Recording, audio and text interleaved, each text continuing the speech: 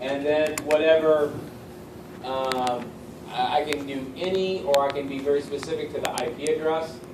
My outside IP address is what? 10.0.0.2, right?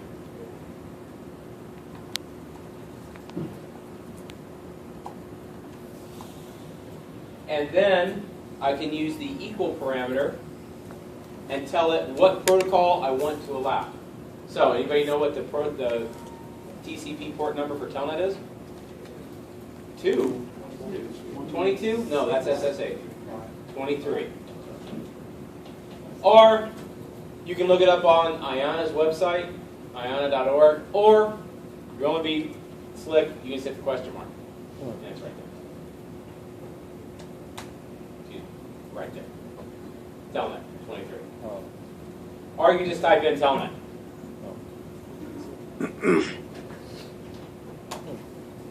Alright?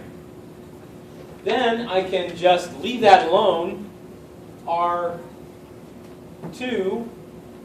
has, R3 has access, but then I'm in still the same boat. R1 can't, I can get any traffic from R1.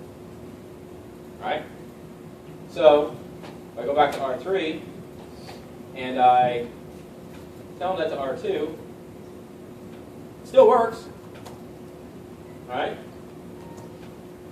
If I go to R1, I still get, whoa. Oh, what did I forget to do? I didn't what? I didn't apply it. Rookie mistake. And to apply a named access list, you have to add the access group, the name, and again the direction, which is inbound. Now, we'll go back to R3 and still get in. But R1, oh, I locked myself. Hold on.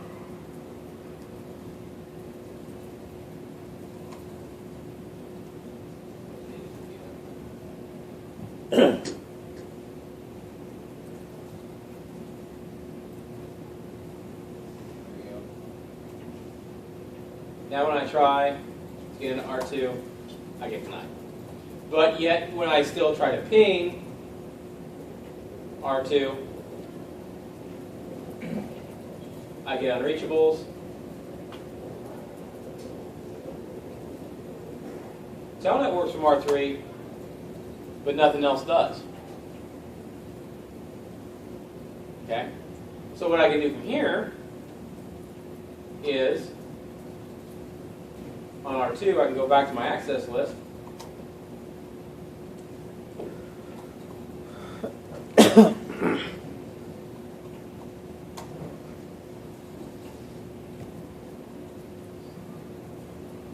And I can make another entry.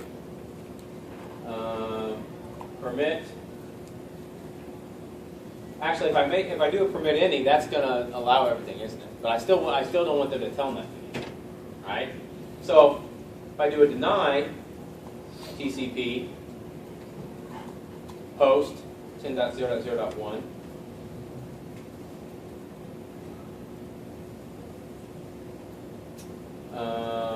host 10.0.0.2 EQ23. Now I'll deny it. Still doesn't fix my other parameter though of allowing other traffic to go through. So I can do a permit IP any. That'll fix that problem. So R3 can now ping R2. R1 can ping R2. But R1 still cannot telnet to R2. This is just but one example of how access lists work. You can get much more detailed, much more granulated based on whatever policy you want to come up with. Okay? Now, let's talk a little bit about Chapter 3 and device hardening, which is the basis behind your Lab 1.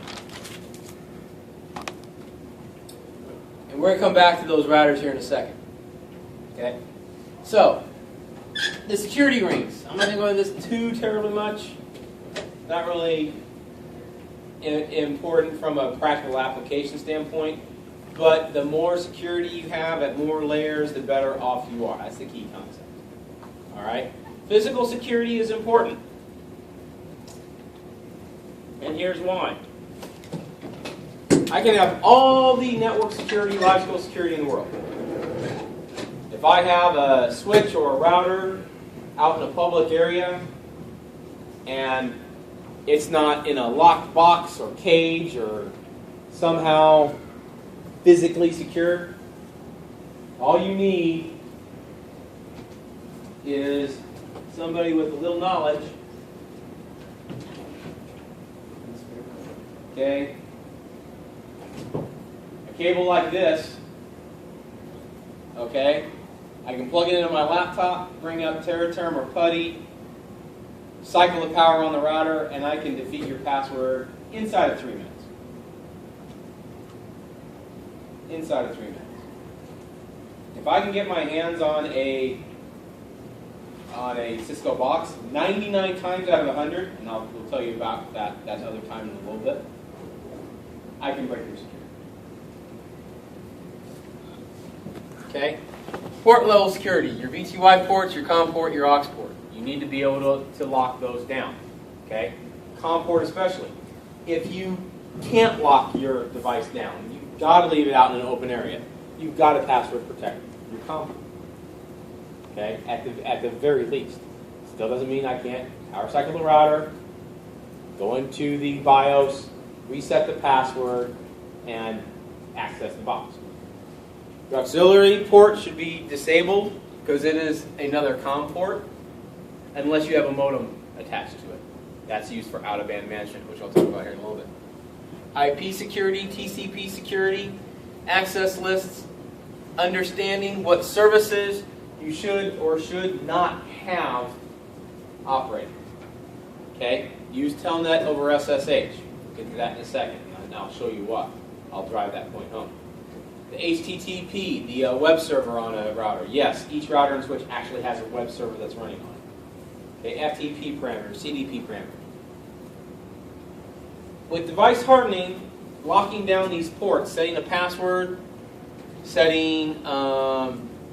disabling them, all important. Password policies, usernames and password pairs, and security levels are extremely important. Okay? And understanding what type of password is even more so. A lot of junior network admins, people who are maybe savvy in Microsoft or maybe a little bit of Linux, but not really familiar with security practices for infrastructure, are going to make this mistake. And let me show you, because I've already made it in my example. Okay? As you recall,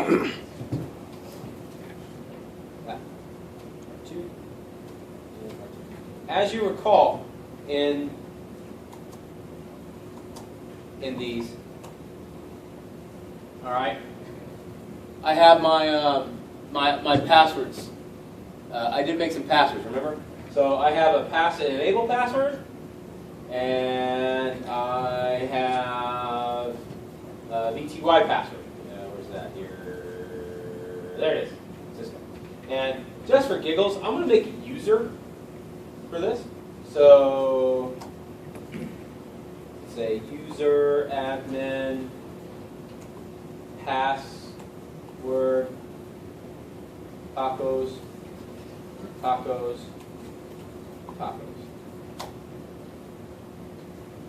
Okay. Okay. Now, you want to turn off as many default services as you possibly can. And here's why. Now, for those of you who had me for 347, or who took 347 and did the Call Manager Express Lab, it was very, very, very important that you had the web server running. So you could administrate the phones, change phone numbers, do all kinds of this administration stuff. A lot harder to do that at the command. Not impossible, but a lot harder. All right? Now I'm going to tell you the exact opposite. Okay? I'm going to put my security hat on and go, you never, ever, ever want to have the web engine running. Okay? Because it's very easy for someone to, if the code is not up to the latest and greatest, there are web hacks, PHP hacks, to overcome security very easily using a web browser and gain access. Once you gain access, to the router via a GUI, you can do all kinds of nasty things. Okay? Same thing with FTP. You don't want to use Telnet, and I'll show you why here in a second. And you want to make sure that your passwords are protected. Okay? The first step you want to do, as you saw with these routers, I'm going to bring R2 back up again. You see all my passwords. You see all my passwords. Right? Now, for a moment, just for a moment, let's go ahead and enable packet capture using Wireshark. Let's say I'm a bad guy and I was able to physically access this switch through some port, through some way in your network, able to set up a remote monitoring session and start dumping all traffic inbound and outbound of R2.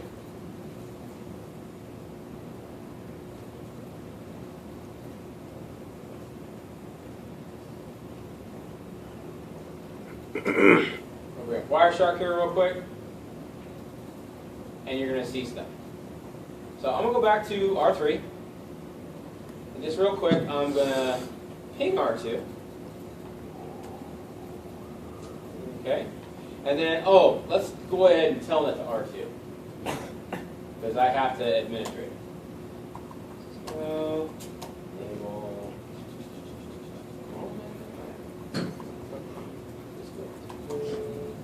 There, now I'm in R2. And I say, I need to look at the configuration. I do whatever I got to do. You know what? Let me change the user password. So, configure enable.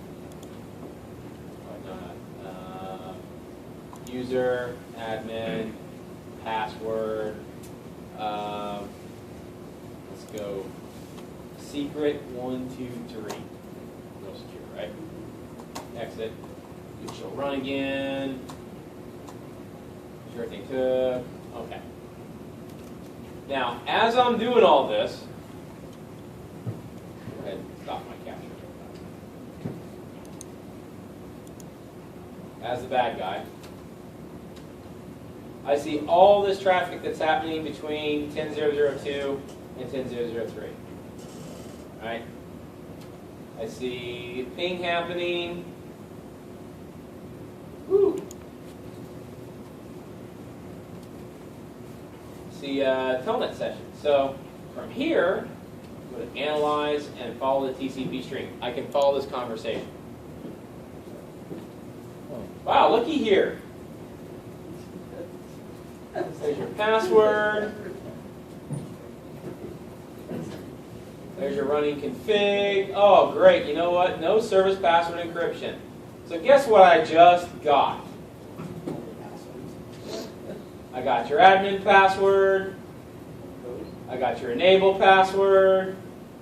I got your BTY password. Oh, and then when you were really, really slick, you changed it. This is just an echo. I can still tell that it's secret 1, 2, 3 when you changed it.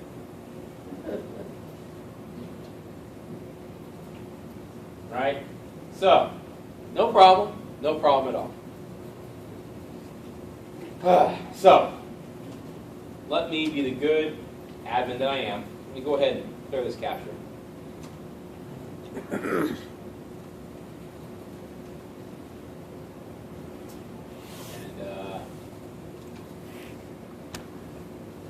Stop captures. We go back into R2 and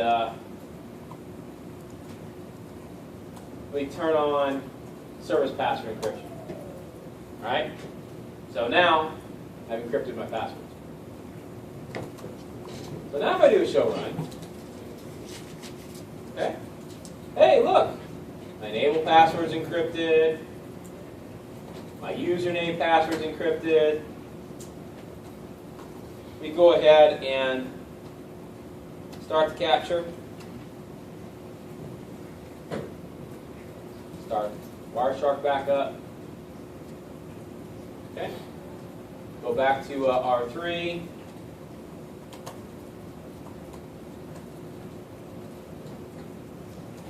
Ping again. Great. Now let me tell that back to it.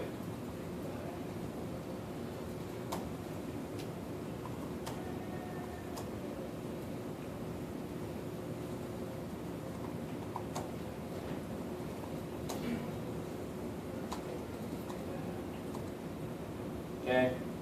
Now when I come here and I go through and I look at the TCP stream,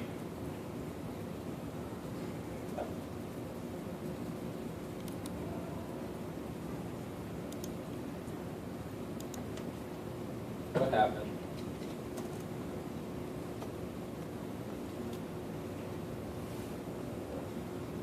Oh.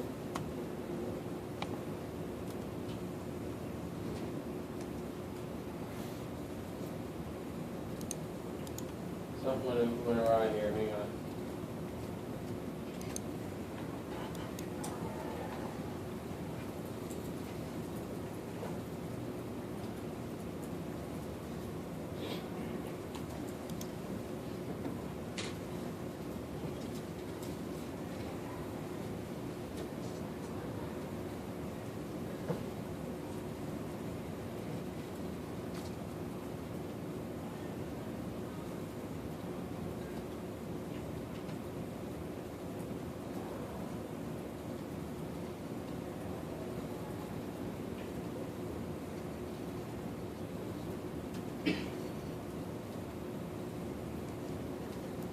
Try this again.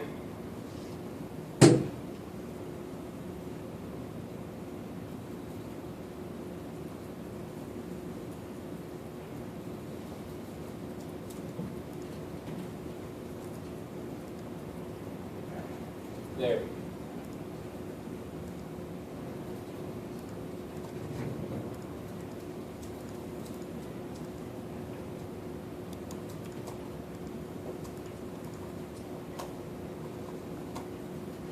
There we go. Now that I got all that data, I can go and follow the TCP stream. And, you know what? He may have gotten my password, but at least Doesn't know the other stuff. yeah. And except you make the common mistake most admins do. They use enable password, or username, user, password. If you do that, all I have to do, go to Google, Cisco, type 7, password, paste it in, and I got you. This is why you use SSH. This is why you don't use type 7 passwords. Okay? They're easily cracked. Extremely easily cracked. Okay? And a not so savvy network admin is not going to know the difference. Well, it's a password, a password's a password's a password. Yes and no. Okay? And this is, and it's funny how history repeats itself, because Cisco has known about type 7 passwords for well over a decade. Okay? And the reason that a type 7 password is like it is, it does not use any type of salt, and the salt is a randomization of the hash, okay, in cryptography. A type 5 password, which is a Diffie-Hellman, an MD5 hash, does use, I forget, salt 4? I have to look that back up. But it uses a certain number of randomizations of the hash itself. So that when you actually change it, do a no enable pass. And instead of doing an enable password, if you type in enable secret, let's go 1, 2, 3. Instead of using the username password,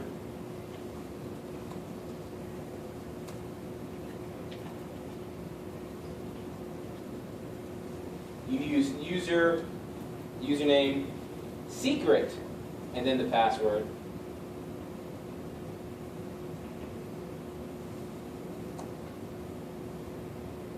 What you get instead is an MD5 hash, which is much longer, stronger, and harder to crack.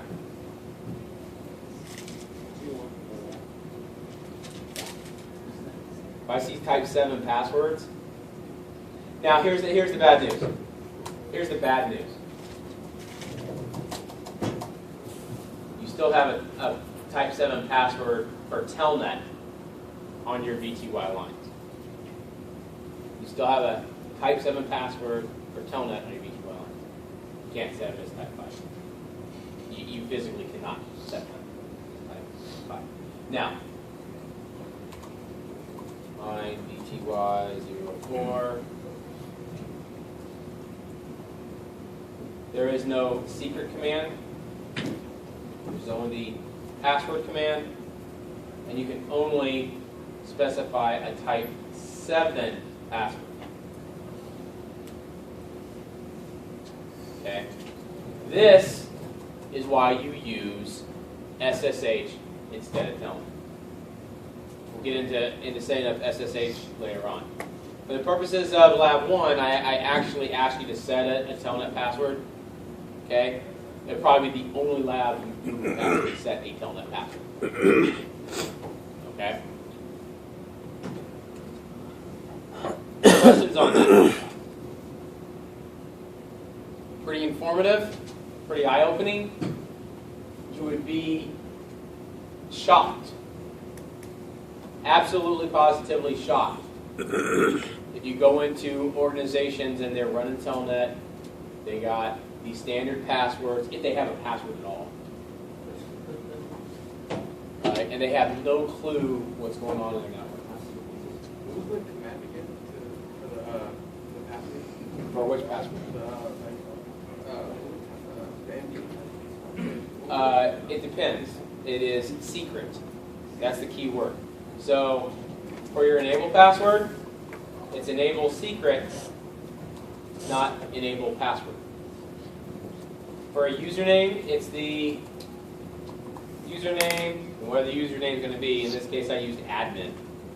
And then secret instead of password. And then password. Okay?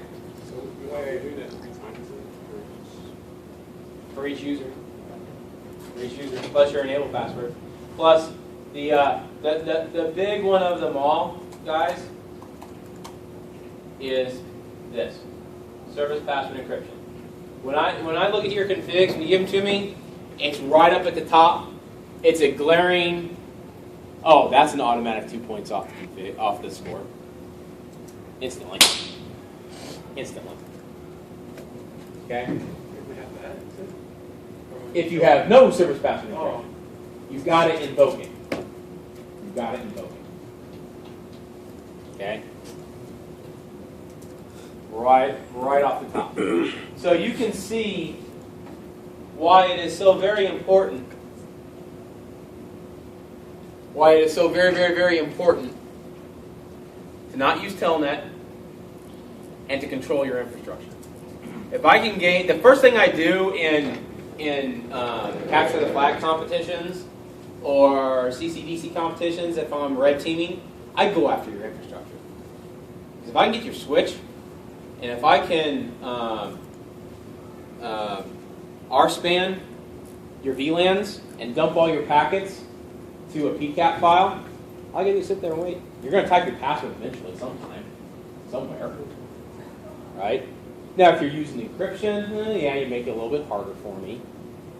All that's going to do is piss me off and make me do more dastardly things later on. Right?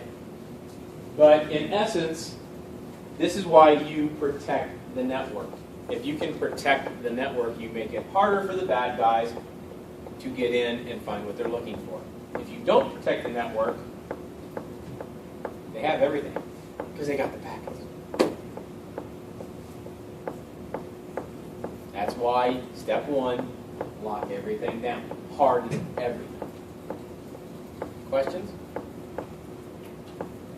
Cool. In that case, we are done for the evening. We'll go over chapter 4 on Wednesday, 4, 5, and I'll try to get into 6. The lab is due Wednesday by 11 p.m. or something like that. Email it to me. Or, what I really prefer, because I am not a member of Greenpeace or the Sierra Club in any such way, print it out for me. I'm not a tree hugger. I'm a card-carrying member of the NRA, redneck through and through.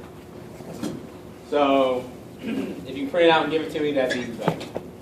Yes, sir. You just want the show run printout, or you want to just print out? Show run. Give me the config. It's all there. I would prefer it printed out. Yes. Yeah.